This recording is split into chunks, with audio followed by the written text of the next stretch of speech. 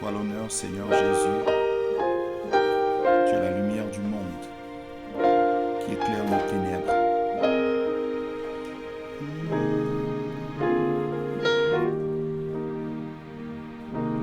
Tu es la lumière, le salut promis à nous tous. Tu es la lumière, le salut promis à nous tous. Shalom, shalom, shalom, frères et sœurs en Christ. C'est encore un très grand plaisir pour moi de vous retrouver encore aujourd'hui dans cette émission « Quand la lumière dissipe les ténèbres ». Nous bénissons le Seigneur pour les premiers retours que nous avons eus suite à l'émission dernière. Et nous croyons que le même Seigneur qui nous a aidés cette fois-là pourra nous aider encore aujourd'hui à être des canaux de bénédiction pour vous. Je rends vraiment grâce au Seigneur et j'espère et je le crois vraiment très fort dans mon cœur qu'aujourd'hui encore Dieu nous fera du bien. Je voudrais avec votre permission que nous puissions encore ouvrir nos Bibles dans le livre de Jean. Jean au chapitre 8. Nous allons lire les versets 12 et nous allons sauter et lire les versets 24 et les versets 25. Si vous y êtes, je vais lire la parole de Dieu. Il est dit ceci. Jésus leur parla de nouveau et dit: Je suis la lumière du monde. Celui qui me suit ne marchera pas dans les ténèbres. Et au verset 24 et 25, il est dit: C'est pourquoi je vous ai dit que vous mourrez dans vos péchés. Car si vous ne croyez pas ce que je suis, vous mourrez dans vos péchés. Qui es-tu? Lui dirent-ils. Jésus leur répondit: Ce que je vous ai dit dès le commencement. Amen. Je voudrais faire une mise en situation, une mise en contexte pour bien comprendre un peu l'environnement qui a prévalu lorsque Jésus faisait cette déclaration. En fait, il s'agit dans le livre de Jean, chapitre 7 ou chapitre 8, de la fête des tabernacles. Il y avait 3 grandes fêtes juives, dont la fête des tabernacles. Et cette fête des tabernacles avait 2 aspects. Un aspect agricole et un aspect historique. Permettez que je vous en parle rapidement pour bien comprendre et je pense que ça nous permettra d'y voir un peu plus clair dans ce passage. Pour l'aspect agricole, comment ça se passait? Il y avait un rite qui était mis en place, l'objectif étant d'implorer le Seigneur afin qu'il puisse bénir les prochaines récoltes, afin qu'en leur donnant de la pluie au peuple d'Israël. Et ce qui se faisait, c'est qu'un des prêtres allait au réservoir de Siloé et il prenait dans une sorte de vase en or, il prenait de l'eau qu'il apportait au niveau de l'autel et il versait cette eau dans l'autel. Il y avait un autre qui versait du vin et cette cérémonie avait pour but de pouvoir demander à Dieu de venir à leur aide pour les prochaines récoltes afin que, comme je le disais tout à l'heure, qu'il y ait de la pluie.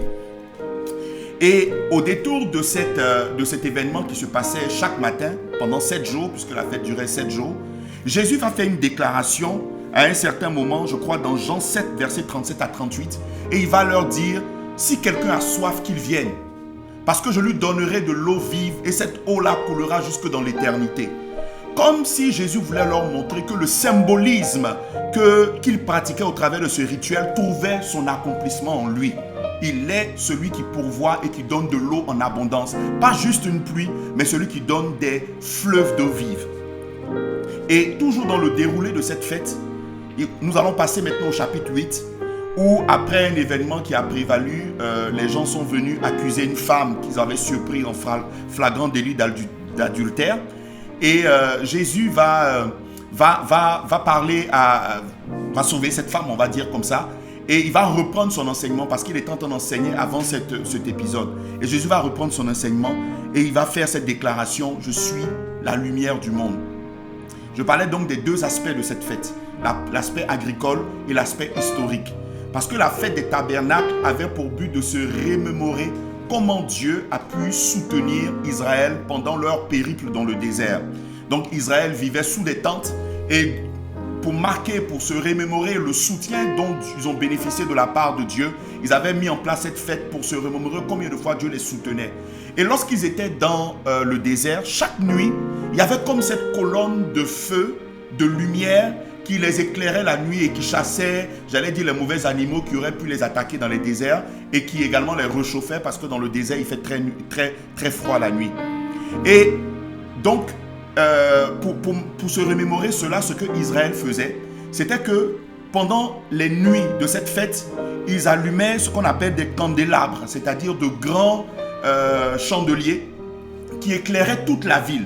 Toute la ville, ils allumaient ces chandeliers-là dans le, comment vous le dire, dans le temple, et ces chandeliers éclairaient toute la ville. Et Jésus voulait leur faire comprendre qu'en réalité, vous allumez cela, vous allumez ces lumières, mais c'est en moi que cela s'accomplit. Et il va faire cette déclaration. Je suis la lumière, non pas de Jérusalem seulement, mais je suis la lumière du monde. Celui qui marche avec moi ne vivra plus dans les ténèbres. Tout ce symbolisme s'accomplissait ainsi parfaitement en Jésus. Et lorsque Jésus va faire cette déclaration, ils vont remettre sa parole en doute. Ils vont dire, mais c'est toi-même, tu rends témoignage de toi-même. Ce n'est pas normal. Si tu rends ton témoignage de toi-même, alors ta parole n'est pas vraie. Et Jésus va leur dire, je ne suis pas le seul à rendre témoignage de moi. Mon Père également rend témoignage. Et dans la suite de la discussion, Jésus va leur faire cette deuxième déclaration qui est forte. Il va leur dire, si vous ne croyez pas ce que je suis, vous mourrez dans vos péchés. Si vous ne croyez pas ce que je suis, vous mourrez dans vos péchés. Si vous ne croyez pas que je suis la lumière du monde, vous mourrez dans vos péchés. Je voudrais vous montrer aujourd'hui le lien entre la lumière et le salut. Parce que si pour vous, Jésus n'est pas cette lumière, alors malheureusement, vous mourrez dans vos péchés. Lisons ensemble quelques textes bibliques. Dans le psaume 27, verset 1a, il est dit « L'Éternel est ma lumière et mon salut, de qui aurais-je crainte ?» On voit l'association entre lumière et salut. Lorsque nous partons dans Ésaïe 42, au verset 6, regardez ce qu'il est dit. « Moi l'Éternel » Ésaïe 42, verset 6. « Moi l'Éternel, je t'ai appelé pour le salut et je te prendrai par la main. » Là, c'est une prophétie qui concerne Jésus. « Moi l'Éternel, je t'ai appelé pour le salut et je te prendrai par la main. Je te garderai et je t'établirai pour traiter alliance avec le peuple, pour être la lumière des nations. » Nous voyons encore le lien entre lumière et salut. Nous partons à Ésaïe 49. Le même verset 6, dans Ésaïe 49, verset 6. Il est dit ceci, toujours en parlant de Jésus.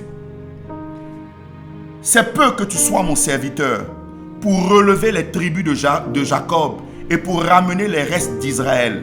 Je t'établirai pour être la lumière des nations, pour porter mon salut jusqu'aux extrémités de la terre. » Donc vous voyez qu'il y a un lien très étroit entre le concept de lumière et le concept de salut. Et cela s'accomplissait parfaitement en Jésus. Et c'est pour cela que Jésus a fait cette déclaration. Il leur a dit, si vous ne croyez pas ce que je suis, vous mourrez dans vos péchés. Afin de ne pas mourir dans vos péchés, il faut croire en Jésus comme étant cette lumière qui vient dissiper les ténèbres du péché dans lequel vous êtes englués. Il faut croire que Jésus apporte cette lumière afin de vous sortir du péché, des ténèbres du péché. Il est la lumière du monde, non pas la lumière seulement d'Israël, non pas la lumière de Jérusalem, mais il est la lumière du monde. Et je voudrais terminer par ce passage de Jean 1, du verset 1 au verset 12, qui illustre tellement bien ce que nous venons de dire. Il est dit ceci, au commencement était la parole et la parole était avec Dieu et la parole était Dieu. Elle est au commencement avec Dieu, toutes choses ont été faites par elle et rien de ce qui a été fait n'a été fait sans elle. En elle était la vie et la vie était la lumière des hommes. La lumière luit dans les ténèbres et les ténèbres ne l'ont point reçue. Je l'ai dit tout à l'heure, je l'ai dit précédemment dans l'émission précédente que les ténèbres ne peuvent pas bloquer la lumière. Et il va poursuivre en disant, c'est Jean qui écrit, il y a un homme envoyé de Dieu, son nom était Jean. Il parle ici de Jean le Baptiste. Il vint pour servir de témoin, pour rendre témoignage à la lumière, afin que tous crussent par lui. Jean n'était pas la lumière, mais il parut pour rendre témoignage à la lumière. Cette lumière était la véritable lumière qui, en venant dans le monde, éclaire tout homme. Elle était dans le monde et le monde a été fait par elle et le monde ne l'a point connue. Elle est venue chez les siens, cette lumière, et les siens ne l'ont point reçue. Mais écoute ceci. Mais à tous ceux qui l'ont reçue, à ceux qui croient en son nom, elle a donné le pouvoir de devenir enfants de Dieu. Cette lumière, à tous ceux qui la reçoivent, à tous ceux qui ne la rejettent pas, mais à ceux qui la reçoivent, cette lumière a donné le pouvoir de devenir enfants de Dieu. C'est donc à juste titre que Jésus pouvait dire aux pharisiens, si vous ne croyez pas ce que je suis, vous mourrez dans vos péchés. Et je souhaite que ce ne soit pas le cas pour vous. Croyez en Jésus, la lumière qui vient dissiper les ténèbres. Croyez en Jésus qui vient vous sauver des méandres du péché dans lequel vous êtes. Croyez en Jésus qui vient vous sauver des ténèbres du péché. Jésus est la lumière du monde. Et nous espérons que ce message trouvera une écoute favorable dans vos cœurs. Que Dieu vous bénisse et on se dit à la prochaine fois pour quand la lumière dissipe les ténèbres. Shalom à vous et à bientôt.